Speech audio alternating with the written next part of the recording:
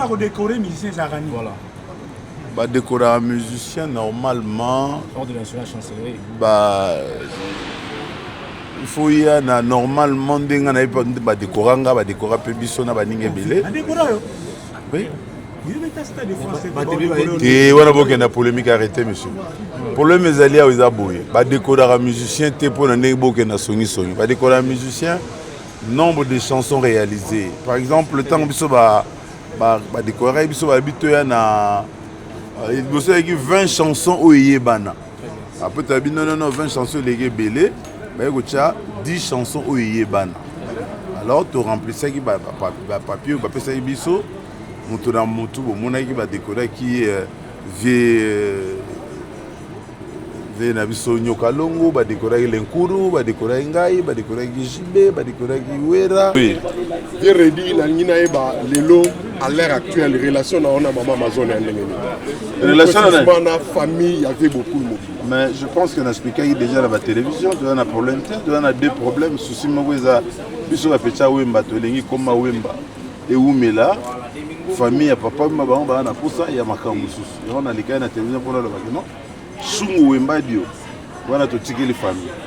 Mais papa mba tikeli la biso. Ni que le baké mutinyo so linga sala manifestation na koma papa mba.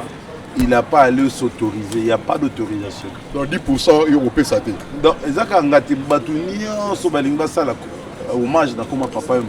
Ba foute l'autre parce que tant ba sala ya Bob Marley ba foute l'autre. Tant ba sala il y a nani comme na vient na biso papa na so Lumumba ba le basala tant ba sala ya Mandela ba pesa l'autre ba to fete marambi ya Lumumba ko petit point zo tellement mikolo boy na ba match ba pesa des jeep boyoki famille Lumumba lobi ke pesa so jeep mo tout le monde otamoli mingi na Europe ailleurs au beti ba soirée d'ailleurs c'était même les doutes ici. Pourquoi obtenir na Londres à la Pena live concert avec une équipe très costaud? Non, Londres est le premier pays dans l'Europe où l'équipe a gagné. Londres est l'équipe. Notre champion l'insala na lito ite. Maintenant, premier pays après l'Allemagne. Après l'Allemagne, il y a la France, il y a la troisième position. Janana a raté, Luciana a raté depuis 45 ans. Pourquoi Karabon Balé Bazan a raté et puis Stino pas à la Kakate? Si tu as une polémique, sans polémique. Il y a. Donc,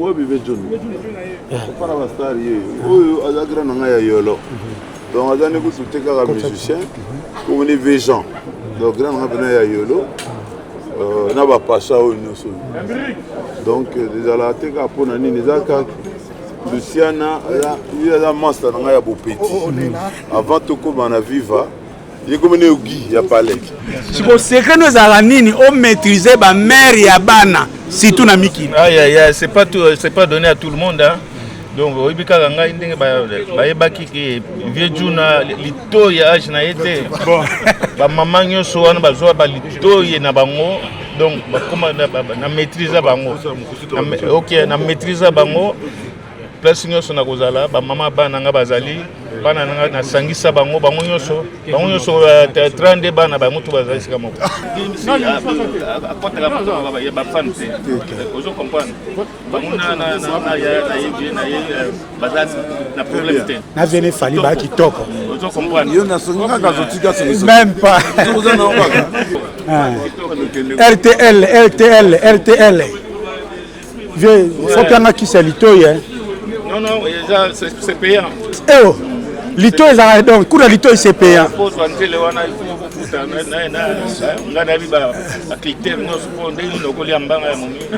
il y a solo. Si vous secret à maîtriser 3-4 momies, il y a cours peut c'est toujours payant. C'est payant, c'est comment payant. Voilà déjà l'arrivée de la première délégation. Iko Yoana Bozo Mona, na deux au Campo Bianco. Ah, c'est une musique à Molokai, toyé avec batterie à Mundele. Un honneur de jouer avec le vieux. Bon, moi c'est Émeric. On m'appelle souvent Tatambunda, le seul Mundele de Paris quoi. Donc moi. On lance lingala, un peu lingala. Moke. J'apprends. Moke. On repère sa mbote na ban Angleterre. Mbote ban London, bon mbote à tous. Bon, l'équipe arrive bientôt complète là. C'était juste une question de billets, mais les gens arrivent petit à petit. Donc on est prêt pour vous proposer une prestation magnifique avec Reddy. En profiter pour faire un hommage au vieux Bokoul. Yo beta musique à Wenge, mais on s'est retrouvé le accompagnement à Molokai. Oui. Parce que Naza artiste international, Naza tout terrain. Artiste fait Babanze Mbutunga, le loi ta papa Wendo, Alamuki, Ayeto Beta, Narobeta, paix à son âme. On comprend? Vraiment. Donc l'homme qui maintient les rythmes de la musique congolaise, c'est moi. Vraiment. Il y a un long dessin, pour rythmer à la bien. Quand il est là, concert les obim, ça tout est 100 euros, bobimisa na Zénith à JBPN. Parce que Balingo associé bisoté. Mundele zone est mundele, mais mundele a eu musique na bisoté. Il faut bateau basara na musique na biso batchaka lito. Donc so boya ta na arena faut mema bateau ba bi musique na biso ba. Mais oui, il faut basala na mindele ba ça bango que biso to beta boy solo et kendara boy qu'est-ce que kendara boy. Au mundela au sa nega ndé ba mindele basala la son normal. So est-ce que a peine ndula radio zo jouer pe na ba qualité na yo comme artistique côté arrangement setup son ils à la guitare. Obligé. OK. Nous avons na balance yo mo ndé ko lega déjà. C'est que yo liara deux fois, au liara quoi batteur au liara sur le arranger. Il y a route 6 fois, 2 fois. Et là en tout cas, ma disposition c'est Ali, nous avons toujours travaillé avec l'équipe Otoanango, Bamasato, donc baza vraiment mobilisé et puis bazo tsa ba prendre union sonenge sengeli afin que bateau tout baroya ba sepela baza na kimia sécurité na bango za la ciré donc en tout cas fait c'est ça total bon c'est dérangé pour ça donc toujours ça ma camion so esengeli afin que makambo ezala bien vie ça logique ne mo boye banda quoi talaka via outil Canada Paris maman awa yango lakisa ki professionnalisme très bien quoi donc ça professionnel na musala la sala batala outil ba voyage musika Paris à comme Londres longo na batongo to mesana ozela ba musicien ba 16h non awa toyeko les jours J hein mon coloron koki master déjà Reddy Amisi azobima kalaté toyeko yambaye. Donc, on s'appelle arrivé là-bas parce que nous, les samedi, Oyo, na Blues Grove, on a en tant qu'artiste, en tant que nourrice, on a artiste, on a besoin de musicien. Il paraît au Katarina Babarveri, c'est samedi, on l'a lu. Toujours. On a des alinza qui ont marqué déposé dans Ngai, donc Ngai, il y a un dessin, il y a un moubulu. Le samedi, Baberi, c'est solo là. Et solo là, comme d'habitude. Sans moi danger. Yonde la pesi fololo. Ya ngane mna pesa fololo. Oui, Reddy Amisi. Reddy Amisi. Ngame na pesa fololo. Le choix est bien vraiment. Basali choix mo kitoro makasi. Oyo, ba fille ba zebele na mboka. Pourquoi ka choix ya BBC écoute zilé a pesa Reddy Amisi fleur. Parce que je m'appelle Atop. Je m'appelle la fille qui dérange. Talara, tokoli la nous la vive à biso tout donc Reddy Aza modèle quoi donc il fallait là pour nous soutenir.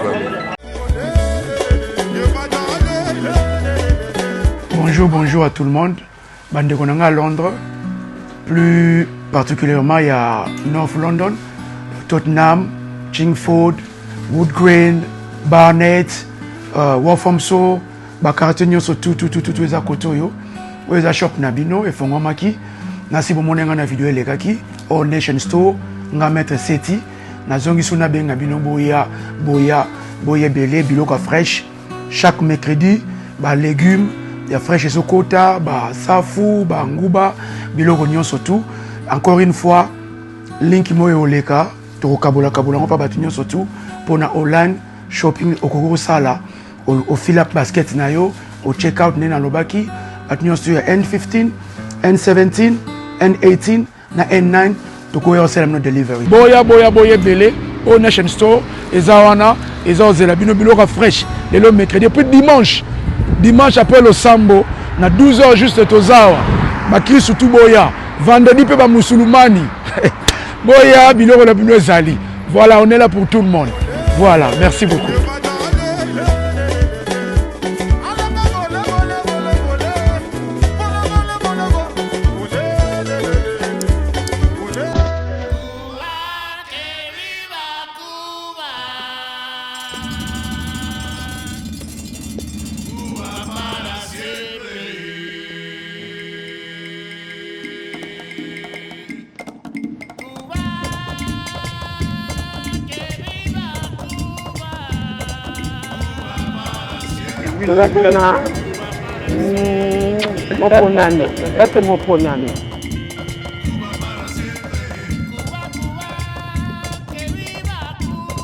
Oloba toza déjà na Saint-Pancras awa bo permettre ngana vantaka ba play we makambo ekendaka na bato basola kitoko lokola Roby Vwemba display en couleur les plus beaux garçons de l'Europe donc na ndule oyo Roby Vwemba lobi akoya mubimba le boss Marcus Ilunga o aliaka na bato Green Center boss Marcus kutunenga dawana na ebiso o nyonso akokutana na ye samedi o na ndula redi soumettre problème na okobuka na te koye azaka na cash amuta masolo donc Gisèle Tati Mama Versace ya kolobezate maître Blaise Bekwa Serge Luki donc moloka yango already déjà c'est ça ba play do ba serre tout Aline Meka yo yebi ndenge kendaka Claudine Buka ya Teling ko super prêtre donc tozana biso kitoko par rapport na ndenge ya système de jeu depuis Kinshasa na moni Nati Kaenge ils sont là la grande équipe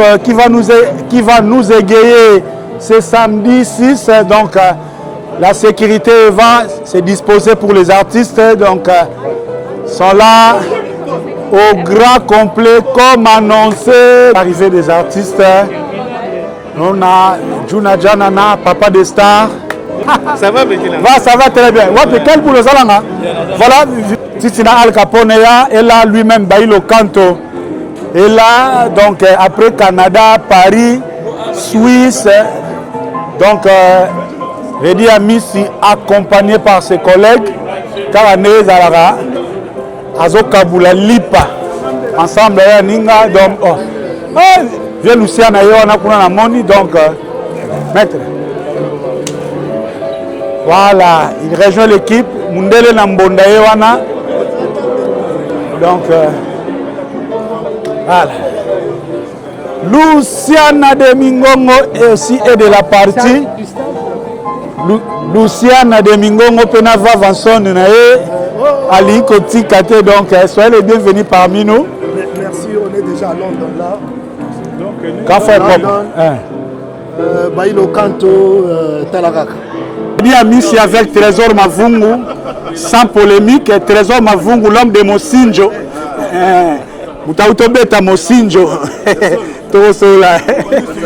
Puis on a une parité. On va mettre Mosinjo. Donc, président Pacha complice, deux Ocampo complices. Donc,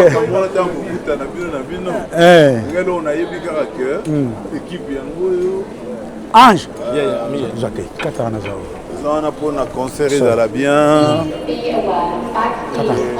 Vous allez dire, vous là. En passant, Redi Amissi, voyage de l'équipe bien. Voyage très bien. C'était pas facile, hein, Canada, Paris. Oui, mais au Canada, Londres, mais il fallait aller au Canada, Mista, Titi, Janana, musiciens, on a fait un avant. Voilà. Mais aux hommes de discipline, hein, arrivé à 12h30, c'est-à-dire au Lamkagi Tongo, au Bamise Bele Balingate, pour vous, la discipline, c'est quoi par rapport à votre travail? La discipline, pour moi, c'est un état d'esprit. Il y a un dingue mot à Rosalie là. Discipline, on a pour toi, il y a train, et j'ai la moutouté, il y a avion, et j'ai la moutouté, donc, dans la discipline. Ok, mais c'est toujours presque la même équipe qui vous accompagne. Janana Azangarate, Luciana Azangarate depuis 45 ans. Pourquoi Karabon Balé Bazangarate et puis Stino pas à la Kakate? C'est pas une polémique. Sans polémique, il y a. Donc,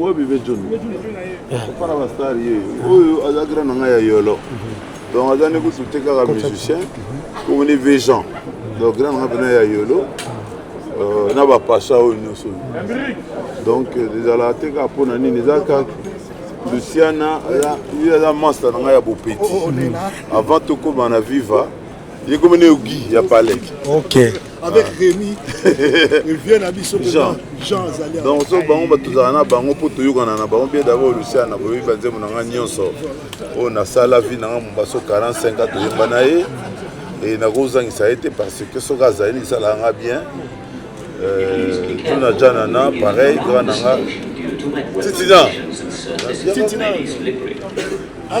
Équipe Mombengoyo, Iko. La caméra. Iko Azali. Pour accompagner, on a appuyé tout à l'heure chez Michel en 1975. Bon, donc un ancien compagnon d'élite. Voilà, donc tout à l'heure, comme on a l'accès sur ma discipline, comme on a Père Bernard Vandenboom.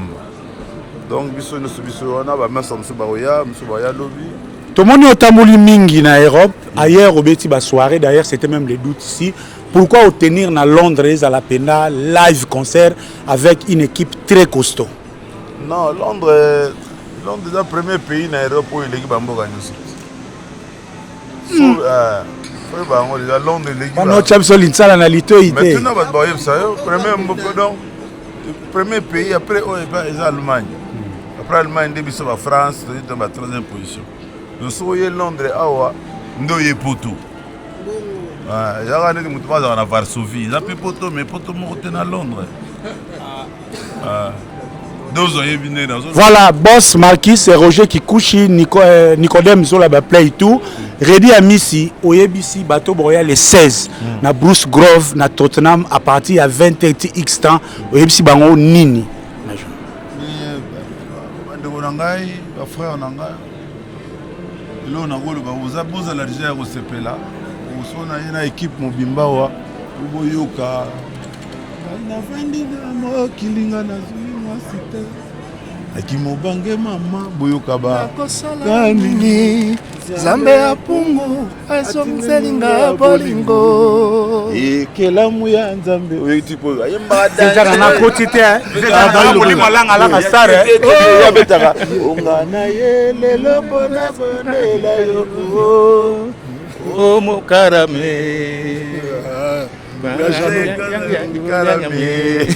Voilà, donc c'est déjà l'ambiance ici. En attendant le samedi, on vous garde tout le pays. Luciana de Mingongo, oui, toujours compagnon d'élite. Parce que tant que Baïlo Ali, c'est que Makambeza Likolo, Ndenge Ezali, il faut changer petit. Voilà. Même si ban à Londres, ban à Londres, boya kaka, boya ebele et puis boya l'année dans temps. Parce que bon candidaté qui biso toza ba tout ça le 19h ou 20h ou 23h beaucoup ta biso to sito comme na kati ya juna comme kangasiko parce que petit on a besoin de toya âge na été. Juna Janana RTL. Ouais, RTL annonce ici. Toujours na ready lien na on a ready à Miss Arani. Ndenge auti ko yebisa bino. Ya zabinza ya zali ndenge ya ma compagnon ya musique te. D'abord leki moni ninga zokola tia bani musique na miso na ngai do histoire mo eza mulai lelo to koma ba master to koma ba collègue to voyager trop to yembi ebele na leki aza chanteur moko bien confirmé abimisi ban ebele abimisi pe biso na banzembo na ye bato soko mona to ye awa banzembo na ye Dorothée bato belé na voix ya Juna Jana na zana kati Luciana zana kati bana ma ebele Juna Jana na mukoni to rejoa sous na scène yona ready neti na nzembo il a profité pêche Rodrigo avec Dadju comme figurant Zobina. Oui, histoire mo bien l'air on a Dadju qui na 4 ans ndenge mona ki Dadju Zobina nzembo wana Dadju pe ya lisolo eza na kizwa Juna Jana na to no sala clip to komi kuna femme ya Juna alobi autika na mwana te donc Juna na atikali ka bongo na Sylvette. On a eu studio bateau zela, bateau batondi bateau zela. Mais maman ya Dadju atikelinga Dadju albi na oké na obimate. Ngana bi bon Dadju toké. Na juste Dadju na 4 ans de omonaki. Toké na filmage. Merci vraiment. To gagner ta. Ya suka poto longa pena Juna Jana na. Oui. Ya eza eloko moko oyo ba congolais tolinga to comprendre autour na yo. C'est vrai accompagner dit mais aux rares musiciens lelo soki ndule papa ya bastar oza pena mama na Dajou, mama na Gims, ba mama ya bana tout bazalaka wana. Alors que so che musicien mususu bitumbe ko bima. Siko secret nous ala nini o maîtriser ba mère ya bana surtout na miki. C'est pas donné à tout le monde hein. Donc oyebika nga ndenge ba yebaki ke vieux juna lito ya age na yete. Bon ba mama nyoso wana bazwa ba lito ye na bango. Donc comment na maîtriser bango. OK na maîtriser bango. Place nyoso na kozala ba mama bana nga bazali bana nga na sangisa bango nyoso 32 bana ba mutu bazali sika moko. Oza ça me plaît icône munene ya mboka na biso.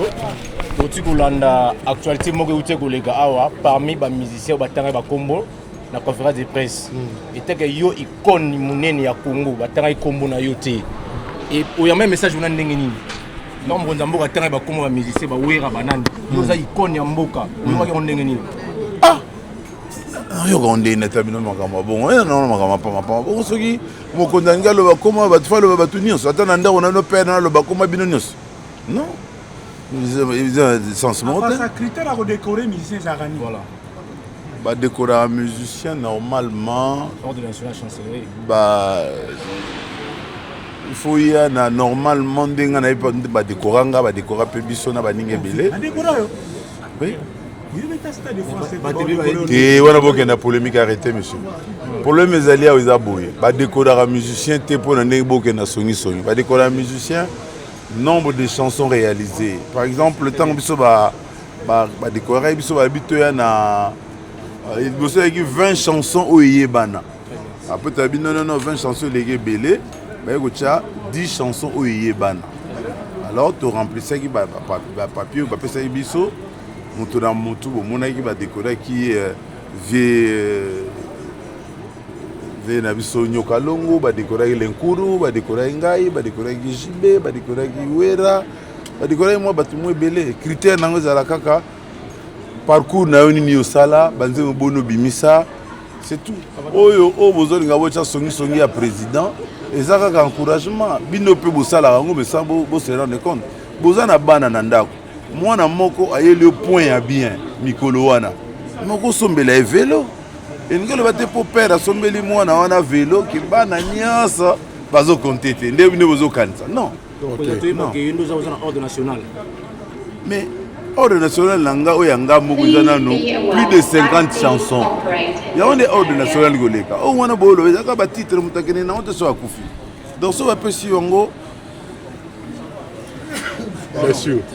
Mon question est le président Banine. Ok, bon, tu changer. Ok, vas-y.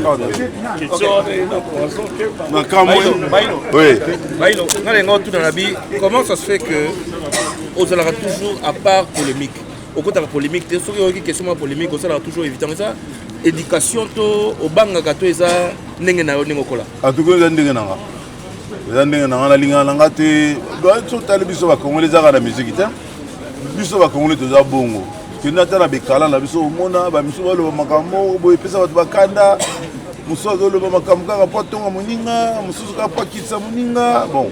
Nga bona linga te. Nga so banika bona longa nanga. Donc ça la moté que oza yuma bien longa nanga non. Mais tout na ba dalasien ba ouais ça vraiment very fast nanga. Mais mais pas dire ça non bongo.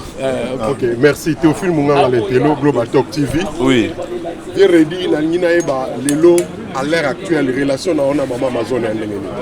Relation na famille, il y avait beaucoup de mots. Mais je pense qu'on a expliqué déjà la télévision, tu as un problème, tu as deux problèmes, souci maweza biso ba pecha wemba to lengi koma wemba. Et umela famille ya papa maba ba na posa ya makambo susu. On a likana télévision pour le bakino. Sungu wemba dio. Wana to tikeli famille. Mais papa mba tikela biso. Ni que le baké mutinyo so linga sala manifestation na koma papa mba. Il n'a pas à s'autoriser, il n'y a pas d'autorisation. Donc 10% européen ça dit. Donc, ezaka ngati batunio so balinga sala hommage na koma papa ba foute l'autre parce que tant ba sala ya Bob Marley ba foute l'autre. Tant ba sala ya nani comme na vient na biso papa na so Lumumba ba sala tant ba sala ya Mandela ba pesa l'autre ba to fete mambia ya Lumumba ko petit point zo telema mikolo boy. na bamatch bapesa des jeep boyoki famille ya lumumba elobi ke pesa biso jeep moko. Merci beaucoup. Très bien. Répertoire ya lobby ezali yo préparer nzemuni. Non, banzembo nyonso oyo ya répertoire ya Redi eza wana kitoko ngana kobakisa 2 nakobakisa 2 3 po boyebi yango oyo natiaka bapetition ya litoyi danger père de star tomonaki na stade te na stade franchement ouais absence to j'ai remarqué nazalaki na voyage yo na voyage bongo daju abetaki na Marrakech. En passant, j'ai eu le détail, mais interpellation il y a Gims. Yo concerne au PSA qui est ma camarade Zanderini. Concernant interpellation à Gims. Non. Allez-y. C'est la famille. Il faut que l'on ait ma fan. Ma fan va diviser. Ok. Ma fan va diviser. Ok. Vous comprenez? Biso lisanga. Il y a ma fan. Vous comprenez?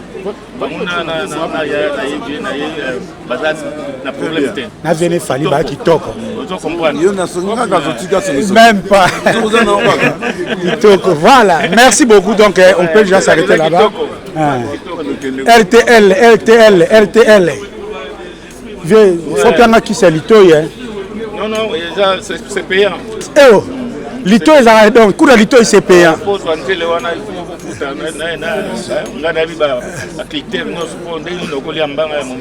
Oh, il y a solo. Si vous secret à maîtriser 3-4 momies, il y a cours peut c'est toujours payant. C'est payant, c'est comment payant. Voilà, c'est l'ambiance ici. L'intello sonaroya, Nazwa Titina Al Capone. Yo linga ko beta makasi linga ko lobate poani. To be bana pona nini. Bonne santé Al Capone. Encore une fois de plus toujours est-ce que ça nini yo beta musique ya wenge mais on s'est retrouvé le accompagnement ya Molokai. Ouais.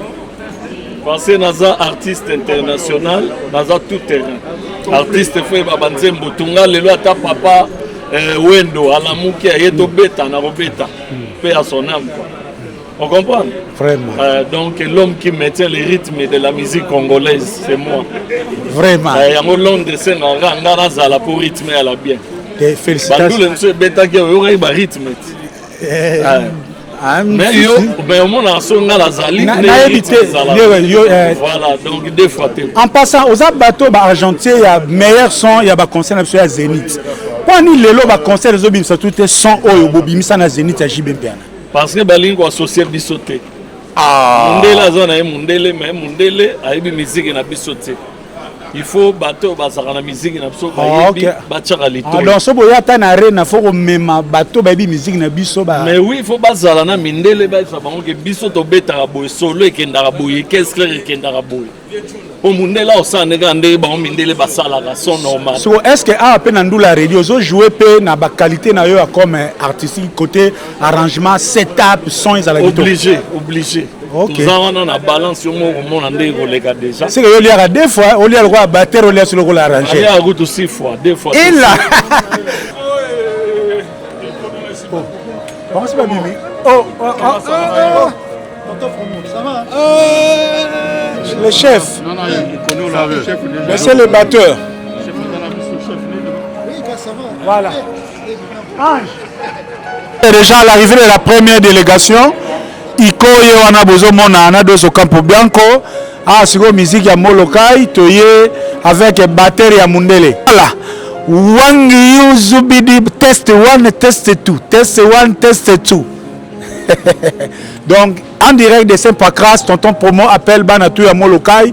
Là, vous allez constater avec moi, à ma droite, la délégation restreinte de l'organisation du concert de Redi Amissi pour ses 16 à Tottenham. Et à ma gauche, la première équipe, Nebozo Monana, Obaebi, Obabenga Bango, semi-héros dans l'ombre. Donc, jour wana soka, Mponini Koma, Bongo, Batin, Blongo wana c'est Iko. Soyez les bienvenus ici, en Angleterre, en Londres particulièrement. Comment le voyage a été? Oui, le voyage a été très bien. Vraiment, on était à l'heure. Puis là, mais moi, ça fait très longtemps que je suis venu pas ici à Londres, hein, ça fait moi plus de 30 ans. Plus de 30 ans. Et je ne suis plus visité ici. Mais en tout cas, ça me fait plaisir de venir jouer le concert de Redi Amis. C'était capital. Mais, Iko, pourquoi qu'on se déplace en Angleterre pour les instrumentistes PA, tout ça, les instrumentistes bazar na bangwa, et ça ni souci à fidélité to fora yo aussi masolo. T'as ça souci, ça dans les organisateurs t'as ce qui m'a rambouana, ngana ça biso ba musique ben na biso place zokende be ça moto asi makamune yem ta a se décider na masolo na ye.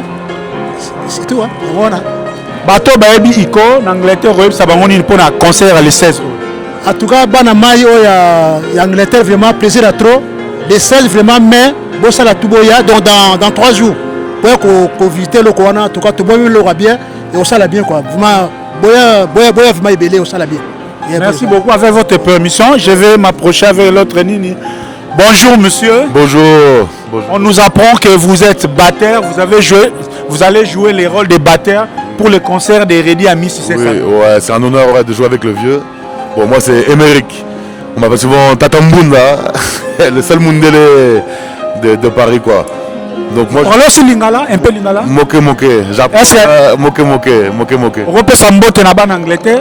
Mbote, à London. Bon, mbote à tous. Bon, l'équipe arrive bientôt complète là. C'était juste une question de billets, mais les gens arrivent petit à petit. Donc on est prêt pour vous proposer une prestation magnifique avec Redi. En profiter pour faire un hommage au vieux Bokoul. Hein, parce qu'on célèbre aussi l'anniversaire de sa mort. Donc ça va être vraiment un moment magique. On est très contents, on a bien voyagé, on a été bien reçus. Bon, c'est vous qui manque maintenant. Yeah.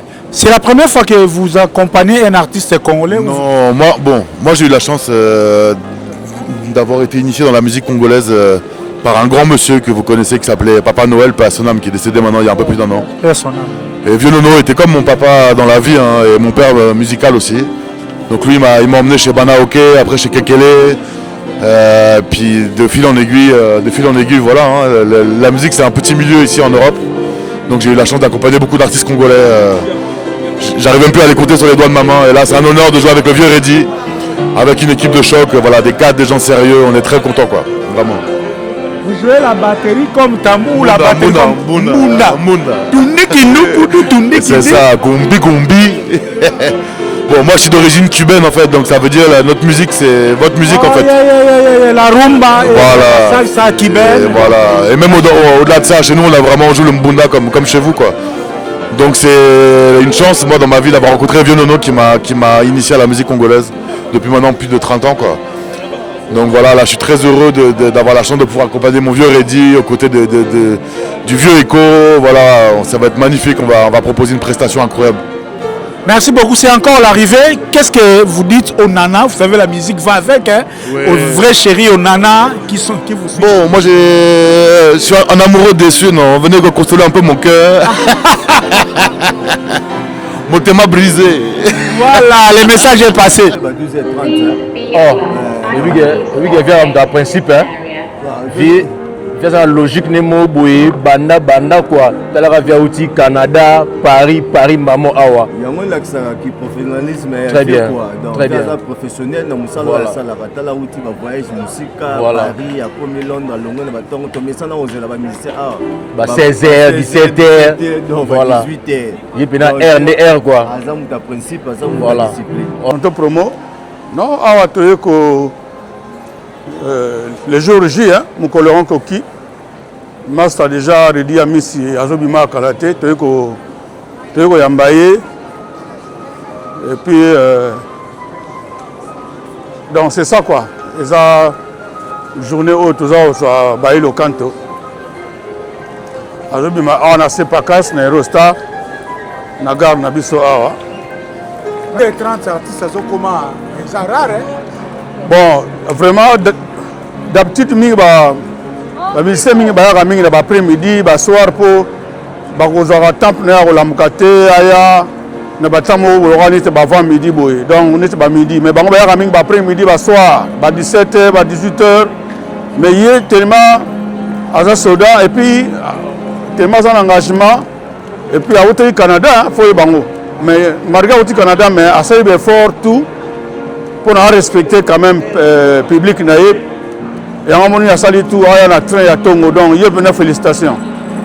Mais mingi mingi après-midi, soir, 17h, 19h, mais il y a quand même effort, bon, effort, mais en dingue. Merci beaucoup. Réseau la présence de Léonard Saint-Patras ces années. Réseau Zalika, que non, c'est pas arrivé à Baïlo quand on est à Messi. Et puis, venant à John Janana, na mutulanga ilusana de Mingongo, mutulanga depuis Kalamba et Nabakin. Donc, on a pas arrivé là-bas parce que nous, les samedi, Oyo, na Blues Grove, il y a un en tant qu'artiste, en tant que nourrice, il y a un artiste, on a besoin d'un musicien. Voilà. Et là, c'est comme nous, à Londres, on a mis que jour où on a formé un bête, on a mis danger à Londres, parce que Narga Milungu, les Kassapar, on a mis que forme, on a Vincent Bolenge, Vigoro de Campo, donc vous avez belé que tout le monde a comme il y a donc vous avez boy belé chance que doit mais boya vous c'est pas trop c'est pour accueillir Baïlo Kanto l'homme de nostalgie mutu alanga nzembo yango toye kaka pour to yambaye pour nous les samedi déjà donc boya belé ya reçoit les athées en tout cas ce qu'on raté aux à Londres aux à UK au Kamusanga Baïlo ce n'est pas n'importe qui bon on est aux ala quoi.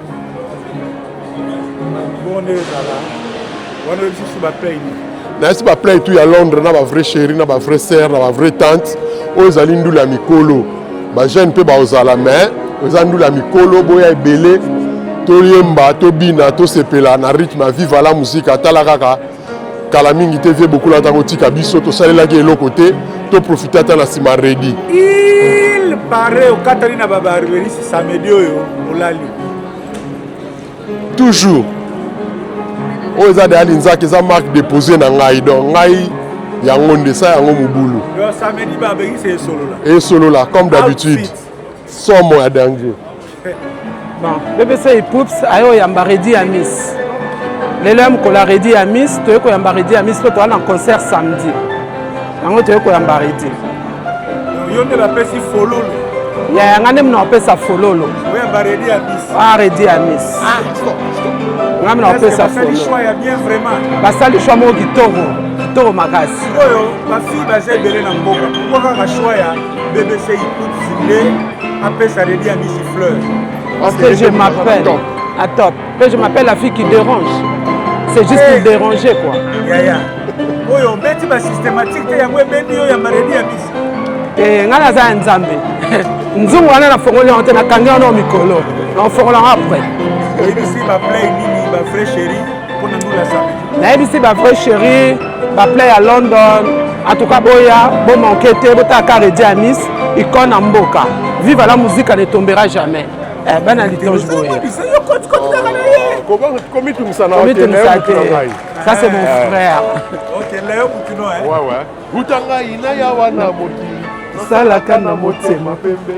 Boko na likolo, nakosenga nza masunganga. Yo moko sunganga.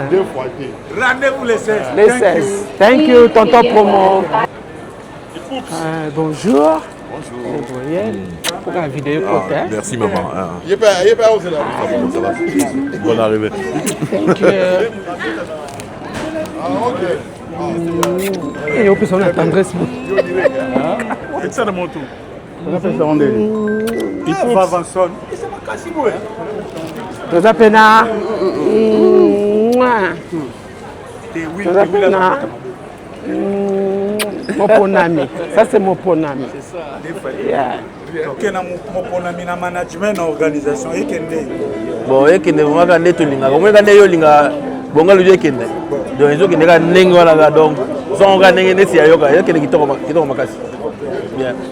Donc le programme est le programme lelo ezali toyo zo bango premier groupe est déjà to se siko ready na vietu na baya to zo bango to kende to solo wana siko ya masola kati yo ebika na team mais jeudi nde lobby jeudi nde nani ya répétition ezali donc ndenga team après bazakuna maître KBG wana libano pe azali donc en direct de Saint-Patras, le sénateur VIP international, Maître Blaise B. Kwazaliwana, tous appelés à nous retrouver Mobile Alibal en téléchargement, donc maître Chai mobile ya libala en téléchargement donc azomona wana et boye donc aza mobile ya batu donc ye wana donc ils ont gagné bien voilà donc wana sikoyo maître Blaise Bekwa maître Blaise Bekwa en qualité de médecin ou bien nous avons matongé moloka en qualité de qui bon on a la qualité nyoso médecin et puis fan ya Bailo Kanto talaka tokoli la ndula vive biso tout donc Redi aza modèle quoi donc fallait là pour soutenir même si ma plaît à mboka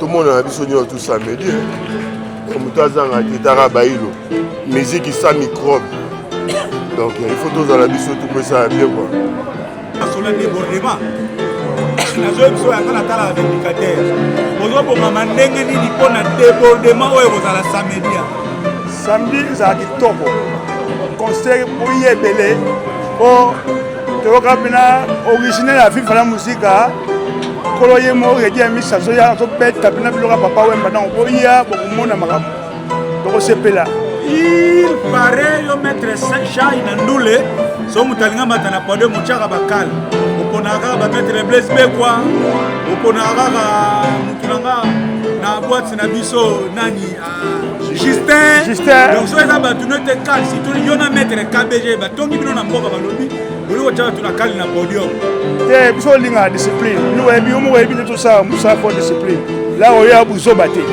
so ko ina ndenga bien o yopisa musicien quelque chose problème ya te mais so ko ina buzo ba ou bien déranger wa to calé merci beaucoup merci on va moi ba play hein on là on a presque bana mai boye belé mais je me dis na présent boye belé afakia la so mo konza bandal boya bozanga te ya mejo bozanga te fait ça bolenga bozanga te merci KGB maître KGB ouais vous avez évalué est-ce que risque il y a Moulou et ça risque 0 to eza 10 on a premier vola question et puis pourquoi nous les obino bosala la musala désordre à la RTP des gars matériels.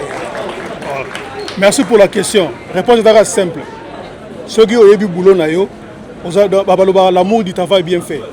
Alors tant aux arana déjà bilongo et ebani pe yo longwenda kuna yo ya osala boulot.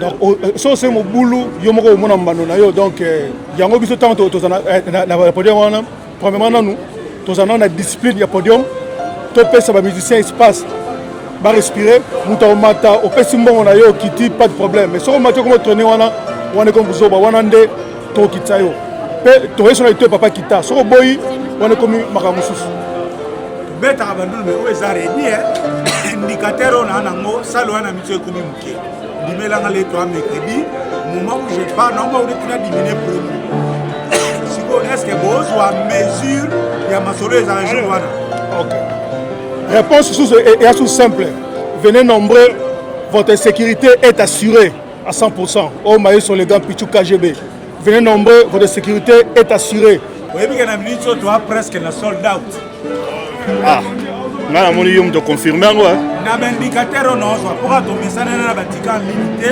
mais la porte toujours en les autres annonces c'est vraiment organisation sur la disposition utile pour éviter ce moment ouais ça c'est vrai disposition aux autres par rapport parce que aux la pena conseil à grand moment pour nuancer les cas kandenge les cas en tout cas ba disposition ces ali ndeto yipsaki bino que toujours travailler avec équipe Otoanango ba Massato donc baza vraiment mobilisé et puis bazo tsa ba prendre union sonenge sengeli afin que bateau tout baroya ba sepela baza na kimia sécurité na bango ezala siré donc en tout cas fait c'est ça total bon c'est dérangé pour ça donc toujours ça la makamio so sengeli afin que makambo ezala bien donc aujourd'hui confirmé il y a toté ka ticket en ligne et samedi pe ticket ezala na porte bon au moins que ce que s'il était ce que ba place s'il était en ligne. Mais sinon, le mécanisme on a pas allé sur place. Ceux qui ont commis, so batike misili te mwa ndambo ekotikala bokuta yango na porte mais de préférence ozwa tike na yo na ligne ntango koya na porte oza na ntina te ke fo osala bamolongo milai donc bato baza na batike bakozala mopanzi oyo mpe baza nango te bakoleka kote kuna. Il paraît yo beti mosinjo Redi azalaki na producteur mosusu le azosala yo keti oye au triple cachet ya Redi batongo na mboka kwani bongo zo artiste mosusu te kaka mutu azaja na contrat na moninga Trésor Mas ebeli obongo te.